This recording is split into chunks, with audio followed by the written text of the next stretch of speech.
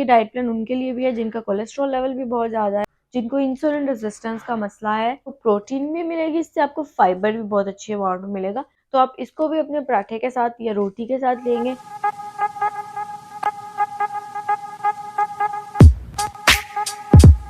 अस्सलाम वालेकुम everyone, I am clinical dietitian Muntaha और आज इस वीडियो में मैं आपके साथ डायबिटीज़ के पेशेंट्स के लिए रमज़ान डाइट प्लान शेयर करने लगी हूँ। शुगर के मरीजों के लिए रोज़ा रखना थोड़ा सा मुश्किल हुआ होता है क्योंकि शुगर के साथ उनको भूख बहुत ज़्यादा लग रही होती है। शुगर लेवल लो होने के चांसेस बहुत ज़्यादा होते हैं अगर ज़्यादा देर फास्टिंग पीरियड में रहें, और प्यास बहुत ज़्यादा लगती है। तो शुगर के मरीज के लिए कैसी डाइट होनी चाहिए जिससे उसके पूरे दिन में शुगर लेवल्स स्टेबल रहे, ना वो ज़्यादा हाई जाए ना वो लो जाए, और वो इजीली अपने तमाम रोजे कंप्लीट कर सके। शुगर के मरीज के लिए हर मील में एक कुछ मिकदार में कार्ब्स मौजूद होना बहुत ज़रूरी है। अगर वो मौजूद होंगे तो वो उनका शुगर लेवल पूरे टाइम पे स्टेबल रहेगा। अगर वो ज़्यादा कर देंगे किसी एक मील में, अपने कार्ब्स का इनटेक एक मील में ज़्यादा कर देंगे, अगले मील में कम कर देंगे, तो उनकी शुगर लेवल इम्बैलेंस हो सकती है। इस वजह से शुगर लेवल्स को आपने स्टेबल रखने के लिए अपने मील्स में, अपने हर मील में कार्ब्स की जितनी क्वांटिटी रिक्वायर्ड है उतनी रखनी है। शुगर के मरीज के जो मेन मील्स हैं लाइक सहरी और डिनर, इसमें उन्होंने 45 टू 60 ग्राम ऑफ कार्ब्स ज़रूर इंक्लूड करने हैं, और जो स्नैक होगा लाइक अफ्तारी, उसमें उन्होंने 15 टू 20 ग्राम्स ऑफ कार्ब्स रखने हैं। इसके अलावा कार्ब्स को उन्होंने प्रोटीन और फाइबर के साथ लेकर चलना है, प्लस हेल्दी फैट्स को भी अपने मील में इंक्लूड करना है ताकि शुगर लेवल स्पाइक ना हो। आराम आराम से आपका शुगर लेवल राइज अप करेगा। अगर वो सिर्फ और सिर्फ कार्ब्स लेंगे अपने मील में, उसके साथ ना हेल्दी फैट्स इंक्लूड होंगे, ना प्रोटीन इंक्लूड होंगे, ना फाइबर, तो शुगर लेवल स्पाइक कर जाएगा और फिर रोजे की हालत में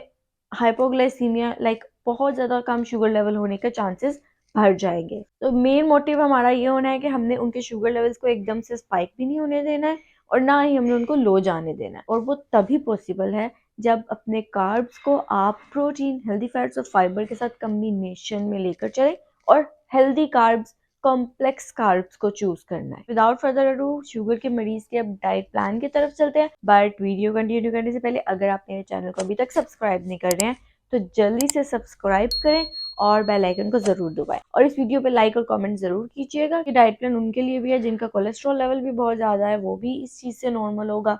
जिनको इंसुलिन रेजिस्टेंस का मसला है, जिनका ब्लड शुगर लेवल स्पाइक हो जाता है, ये डाइट प्लान उनके लिए भी परफेक्ट है। मुझे कमेंट सेक्शन में बताएं कि आप में से कितने लोगों को शुगर का मसला है और या इंसुलिन रेजिस्टेंस है। क्या आप अपने शुगर लेवल्स को स्टेबल लेकर चल पा रहे हैं? मेडिसिन तो चले ले ही रहे हैं, लेकिन डाइट से क्या उस चीज को बैलेंस कर पा रहे हैं, मैनेज कर पा रहे हैं? Let me know in the comment section. सहरीन का जो मील आपका होगा उसमें आपने 12 इंचेस रोटी लेनी है, होल व्हीट की बनी हो या मल्टीग्रेन आटे की बनी हो, it's up to you. Multigrain आटा हो तो ज़्यादा बेहतर है, बट नहीं पॉसिबल तो कोई बात नहीं, आप होल व्हीट रोटी का इस्तेमाल करेंगे। 12 इंचेस 50 टू 60 ग्राम पतली रोटी होनी चाहिए, ज़्यादा मोटी रोटी आपने नहीं लेनी है। साथ में आपने प्रोटीन पार्ट को ऐड करना है, वो आप चिकन की फॉर्म में ले सकते हैं, एग की फॉर्म में ले सकते हैं, अंडा आपने पूरा जर्दी के साथ इस्तेमाल कर लेना है। बट अगर आपका कोलेस्ट्रॉल लेवल ज़्यादा है तो आप इसको हफ्ते में 2 से 3 दफ़ा लेंगे, और बाकी दिन आप सिर्फ अंडे की सफ़ेदी खा लीजिए, 2 अंडे की सफ़ेदी। साथ में आपने सब्जी का इस्तेमाल ज़रूर करना है, चाहे वो सलाद की फॉर्म में हो या पकी हुई सब्जी हो, बट सब्जी आपने ज़रूर लेनी है। उसकी रीज़न ये है कि वो आपको फाइबर प्रोवाइड करेगी, और फाइबर ब्लड शुगर लेवल्स को स्पाइक होने से, एकदम बढ़ने से रोकेगा। अगर आप चिकन या एग नहीं लेना चाह रहे हैं तो आप यहाँ पे दाल,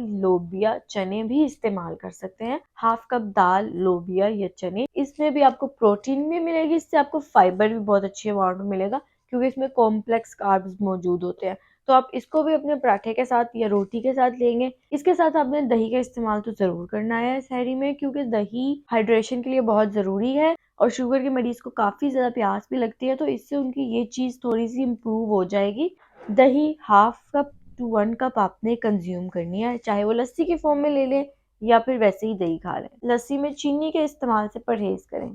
चाय का इस्तेमाल सहरी में वैसे तो रिकमेंडेड नहीं है क्योंकि ये डायूरेटिक होता है, यूरिनेशन ज़्यादा इससे होती है, तो आपको प्यास ज़्यादा लगती है और डिहाइड्रेशन इजीली हो सकती है। तो इसलिए बेहतर यह है कि आप सहरी में चाय को अवॉइड करें, बट आदत है अगर आपको तो चले कोई बात नहीं, पी लें, बट कम दूध वाली चाय आपने पीनी है। बाकी जो इफ्तारी और सहरी के दरमियान वाला पीरियड है उसमें वाटर इनटेक अपना अच्छा रखें, थोड़ी थोड़ी देर बाद पानी पीते रहें ताकि आपकी बॉडी हाइड्रेटेड हो और चाय आपकी हाइड्रेशन में कोई नेगेटिव इम्पैक्ट ना डाले। दूसरी ऑप्शन अब ओट्स है। कुछ लोगों को दलिया खाना भी पसंद होता है सहरी के टाइम पे, तो अगर एक शुगर का मरीज दलिया इस्तेमाल करना चाह रहा है तो वो डेफिनेटली कर सकते हैं। ये कॉम्प्लेक्स कार्ब्स में आता है। आप जो या जई का दलिया इस्तेमाल कर सकते हैं 6 टेबल स्पून, और उसके साथ आपने नट्स, हैंडफुल ऑफ नट्स इस्तेमाल करने हैं। ओट मील में आपने हाफ कप मिल्क ऐड करना है और हाफ कप दही आप अलग से ले लें साथ में हाइड्रेशन के लिए, और साथ में आपने हैंडफुल ऑफ नट्स जरूर लेने हैं ओट्स के साथ,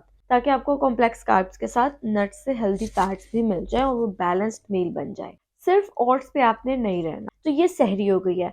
अब डायबिटीज के मरीज ने हल्की हल्की सी चहलकदमी भी करनी है सहरी के बाद 5 से 10 मिनट के लिए। सहरी के बाद की जो चहलकदमी है ये शुगर लेवल्स को स्पाइक होने से रोकता है, तो शुगर के मरीज इस चहलकदमी को जरूर अपनी आदत बनाएं। फिर रोजे की हालत में शुगर के मरीज ने एक्सरसाइज बिल्कुल नहीं करनी है, क्योंकि उससे डिहाइड्रेशन और शुगर लेवल्स लो होने के चांसेस हो सकते हैं। तो इस वजह से आपने रोजे की हालत में, अफ्तारी से पहले या रोजे की हालत में किसी भी टाइम पे एक्सरसाइज नहीं करनी। आप सहरी से पहले अपनी एक्सरसाइज करेंगे। अब अफ्तारी में आपने चना चाट का इस्तेमाल करना है या लोबिया चाट का इस्तेमाल करना है। हाफ कप लोबिया या चने लेने हैं और उसके साथ सलाद का इस्तेमाल करना है, ज्यादा सारी, प्लस 2 से 3 खजूर का इस्तेमाल किया जा सकता है। अगर आप चना चाट नहीं लेना चाह रहे हैं तो आप यहाँ पर एक फ्रूट का इस्तेमाल कर सकते हैं या फिर 3 खजूरें इस्तेमाल कर सकते हैं, और साथ में चिकन सैलेड का इस्तेमाल किया जा सकता है। दही बड़ों को आप अवॉइड करें, क्योंकि उसमें आलू भी डाले जा रहे होते हैं, उसमें दही भी डाली जा रही होती है। उसमें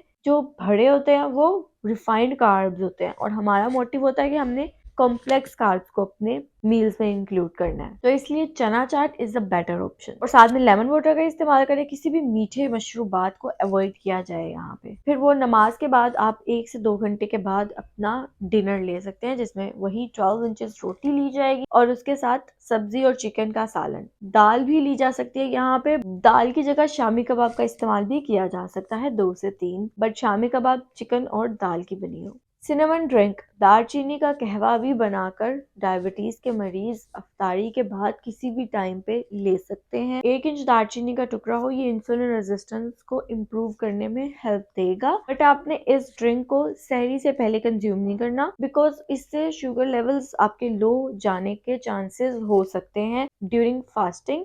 तो इस चीज को आपने सहरी से पहले नहीं रखना। अफ्तारी के बाद किसी भी टाइम पे आप डिनर से पहले बेशक कंज्यूम कर लें सिनेमन ड्रिंक। पोस्ट डिनर आप अगर रात को जाग रहे हैं तो आप उस टाइम पे किसी भी एक फ्रूट का इस्तेमाल कर सकते हैं या फिर हैंडफुल ऑफ नट्स का इस्तेमाल कर सकते हैं।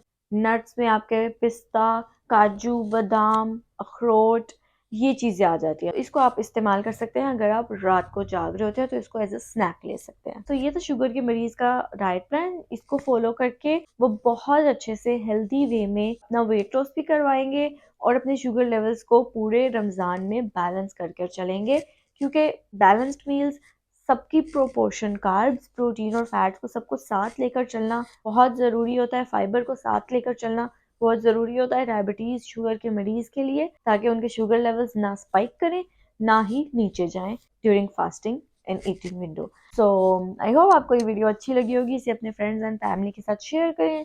जो भी आपके इर्द गिर्द शुगर के मरीज हैं उनसे ये वीडियो ज़रूर शेयर करें, ताकि इस रमज़ान वो तमाम रोज़े रख सकें और अपने शुगर लेवल्स को स्टेबल करके चल सकें, अपने शुगर लेवल्स को मेंटेन रख सकें। रोज़े की हालत में ज़्यादा प्यास और भूख का इशू होता है, वो उस चीज़ को भी टैकल कर सके। मुझे कमेंट सेक्शन में बताएं कि आप में से कितने लोगों को ये शुगर का मसला है और आप लोगों को रमज़ान में रोज़े में क्या मसले देखने पड़ते हैं अपनी इस शुगर की बीमारी की वजह से, ताकि मैं उसके सॉल्यूशंस आपके लिए लेकर आ सकूं।